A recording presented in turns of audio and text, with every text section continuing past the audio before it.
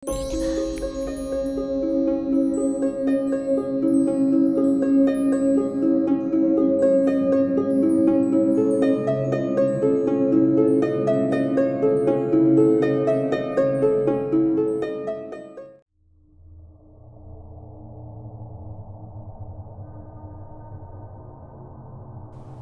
malam dan selamat datang kembali lagi ketemu sama Denny, narator Rumah Horor Indonesia. Semoga teman-teman semuanya, sobat RHI semuanya ada dalam keadaan yang sehat, banyak rezeki dan berbahagia. Di malam hari ini saya akan membawakan beberapa cerita horor, di antaranya mengenai pengalaman tidur ditemani oleh guling serem, dan yang lain lagi adalah pengalaman disantet oleh orang yang dekat. Kita mulai cerita yang pertama. Ibuku disantet tetangga. Kisah ini terjadi beberapa tahun lalu di sebuah kampung di seputaran ibu kota provinsi Aceh. Pada suatu malam, saat itu kami sekeluarga baru saja selesai sholat isya. Hujan deras turun sejak kumandang azan maghrib. Listrik mati total sejak tadi pagi. Aku mendengar kabar bila tiang-tiang penyangga listrik di Aceh Timur telah ditumbangkan oleh pihak GAM, yang kalau nggak salah itu adalah Gerakan Aceh Merdeka, sebuah gerakan separatis. Tiba-tiba ibu membuka kerudungnya dengan cara yang tidak lazim, kemudian menggumpalnya seperti bola. Dalam hitungan detik, kerudung itu sudah mendarat di wajah bapak. Selanjutnya ibu segera ke dapur. Di sana beliau memecahkan piring dan peralatan lainnya. Dalam kondisi cahaya lampu teplok yang lamat-lamat, aku melihat wajah ibu yang sangat seram. Matanya melotot. Wajahnya nampak seperti asing bagiku. Bapak kemudian meminta kami untuk tidak mendekati ibu. "Riz, bawa adikmu kemari," kata bapak. "Baik pak," jawabku patuh. Kemudian aku membawa ketiga adikku yang semuanya masih SD masuk ke kamar tidur. Aku mengintip dari balik lubang jendela. Namun karena kondisi gelap, aku gagal melihat apapun. Hanya saja suara gaduh tidak terdengar lagi. Hatiku lega. Tiba-tiba bapak memanggilku. Aku keluar setelah mewanti-wanti adik-adikku agar tetap di kamar. Baru saja aku melangkah, Masya Allah, apa yang terjadi? Ibu sedang merayap di dinding rumah seperti cicak. Bahkan ibu bisa melompat ke sana kemari layaknya Spider-Man.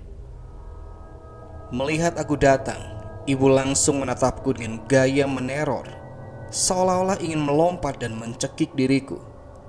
Wajahnya sangat mengerikan, tak bisa kulukiskan dengan kata-kata.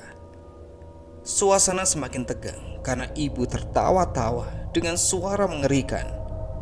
Dia juga meracau asal jadi dengan suara yang tidak kukenali. Bapak kulihat duduk di lantai dengan wajah menunduk. "Riz, cepat panggil Pak Imam. Ibu disantet orang," perintah bapak. Aku segera berlari menerobos hujan. 15 menit kemudian, aku sudah kembali ke rumah disertai Pak Imam. Melihat Pak Imam datang, ibu menjadi semakin beringas. Dia melompat ke sana ke sini sambil menantang duel. Begitu mudahnya ibu yang bertubuh tambun meloncat dari satu tiang ke tiang lainnya. "Maryani dapat kiriman orang, Pak," kata bapak menjelaskan. "Ya, aku sudah tahu. Suruh Riz minggir. Kita harus menangkapnya. Bawa anak-anak keluar rumah. Karena kulihat iblis dalam tubuhnya sangat kejam," kata Pak Imam. Aku bergerak cepat. Ku bawa adik-adikku keluar rumah. Aku dilarang masuk ke dalam rumah.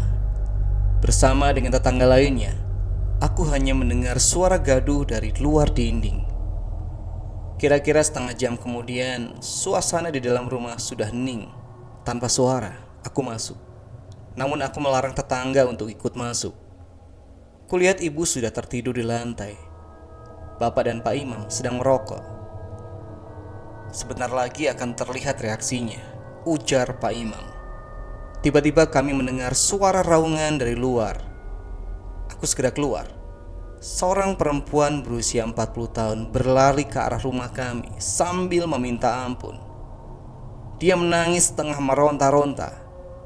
Pak Imam kemudian mengobati si perempuan itu. 2 hari kemudian kami membuat perdamaian antar keluarga.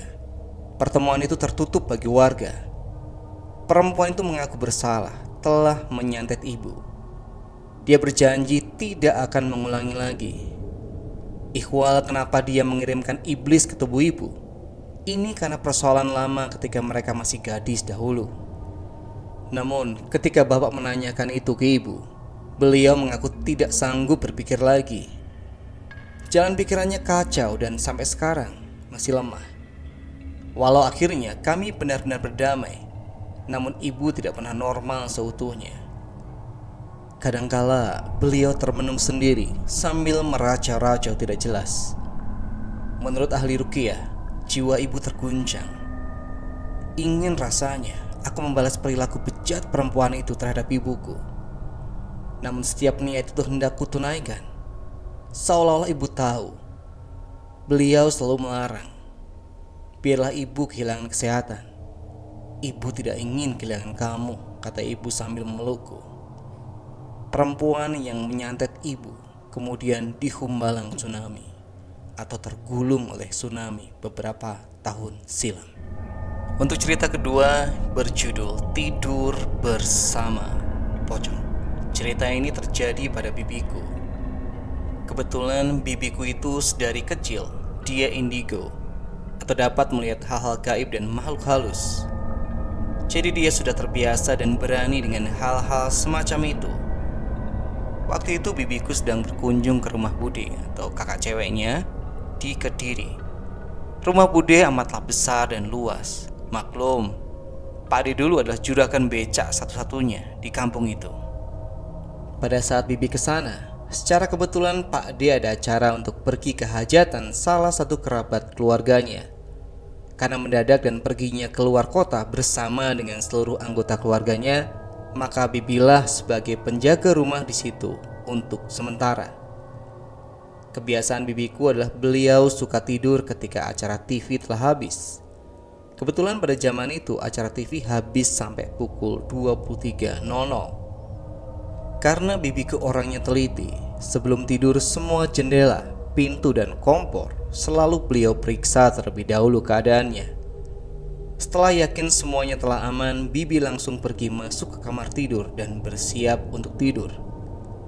Namun alangkah terkejutnya bibiku ketika melihat sesosok pocong sedang berdiri di sebelah pintu kamar tidurnya. Rupanya pocong itu sedari tadi telah mengawasi bibiku. Mata pocong itu tetap terus menatap tajam dan mengawasi ke arah bibiku. Yang paling membuat aku takjub sama tindakan bibiku, beliau tidak membaca doa selazimnya kita apabila berjumpa dengan makhluk halus atau hantu atau semacamnya. Dia juga tidak pingsan ataupun terus berteriak karena histeris. Namun bibiku justru malah menanggapinya dengan biasa saja. Bahkan mempersilahkan pocong tersebut untuk tidur di sampingnya. Dan pocong itu pun terbang melayang menghampiri tempat tidur itu. Pocong itu mulai berbaring, namun posisi wajahnya tetap masih menghadap ke arah bibiku. Bayangkan jika pocong itu tidur di samping kamu dan menghadap ke arah muka kamu. Reaksi bibiku hanya diam, seolah-olah tak terjadi apa-apa dan tak melihat siapa-siapa. Dan tak lupa juga bibiku memasangkan selimut pada pocong tersebut. Bibiku lantas memejamkan mata dan lalu beliau tertidur. Namun pas paginya, pocong itu sudah tidak ada lagi dan hilang tak kemana. Mungkin sudah kembali ke alamnya. Siang harinya sewaktu Pak De pulang dari acara hajatan, barulah bibiku cerita ke semua anggota keluarganya tentang apa yang dialaminya semalam tadi. Dan Pak De pun membenarkannya kalau di rumahnya itu memang ada penghuni gaibnya. Biasanya ya orang ketemu pocong pasti histeris, takut, menghindar, tutupin selimut. Tapi bibi yang satu ini memang di luar nurul. Bukan saja gak didoain biar pergi, tapi malah diselimutin, dianggap teman sampai pagi. Nah, untuk cerita penutup masih berhubungan dengan tidur dan ada pocong. Cuman respon yang kita jumpai di cerita berikut ini tentunya berbeda dengan yang tadi. Langsung saja, ini dia tidur berguling pocong. Kejadian ini saya alami 2 bulan kemarin. Seperti biasa, kalau ada teman yang berulang tahun, kita rayain di sekretariat WHS atau White Heart Society. WHS ini adalah sebuah lembaga sosial yang kami dirikan bersama untuk berbagi pada kaum duafa dan juga para anak yatim.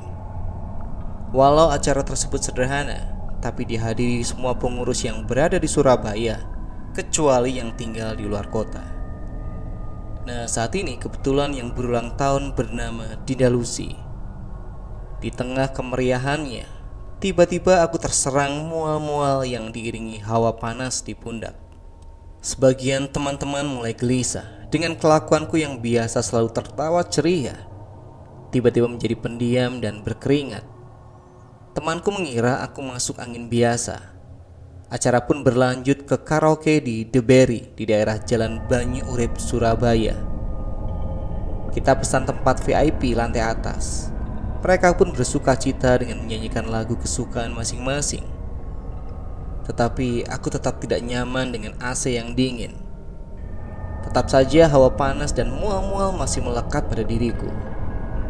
Ku coba keluar dan ke lobi, berdiam memusatkan pikiran untuk melihat sekeliling dengan mata batin.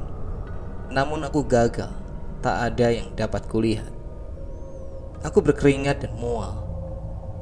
Ku coba menetralisirnya dengan pikiran-pikiran positif. Mungkin lagi masuk angin.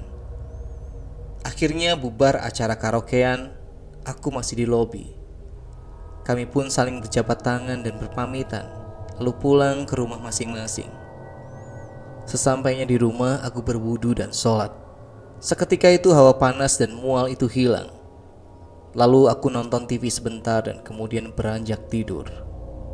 Dalam tidur hawa itu menyerang lagi. Padahal kipas angin sudah aku nyalakan dengan putaran yang paling cepat, berharap bisa tertidur pulas. Kegerahan itu masih terasa dan membuatku terbangun. Ketika aku membuka mata, aku kaget. Astaga, ternyata aku tidur berpelukan dengan pocong. Kupikir tadi sebuah guling. Aku langsung terbangun dan langsung bertatapan mata dengan pocong itu. Ya, bertatap-tatapan lumayan lama, sekitar 2 menit kurang lebih. Aku tersadar dan dengan cepat segera bangkit. Aku pun duduk di tepi ranjang. Aku berharap itu semua hanyalah mimpi. Dan saat ku melihat ke arah kasur, syukurlah pocong itu tidak ada. Aku hanya mengalami mimpi buruk rupanya. Tapi tunggu. Yang sedang duduk di ujung ranjangku itu apa? Astaga, pocong. Dia sedang duduk termenung di ujung tempat tidurku. Tatapannya kosong ke depan. Wajahnya busuk dan sangat menyeramkan. Kupandangi setiap inci dari wujud pocong itu. Mulai dari mata, mulut, hidung, dan semua kain pembungkusnya. Mulutku terkunci dan batinku tak bisa mengurai kata. Akhirnya kurang lebih 15 menit sang pocong menghilang dengan mengambang di udara. Perlahan-lahan wujudnya samar dan kepalanya mulai tertutup bola besar berwarna merah pudar, tapi masih nampak jelas raut wajahnya. Sampai akhirnya hanya tampak bola merah menyerupai orbs yang melayang-layang di atas kamarku. Terus saja kupandangi tanpa berkedip agar tak kehilangan momen langka ini.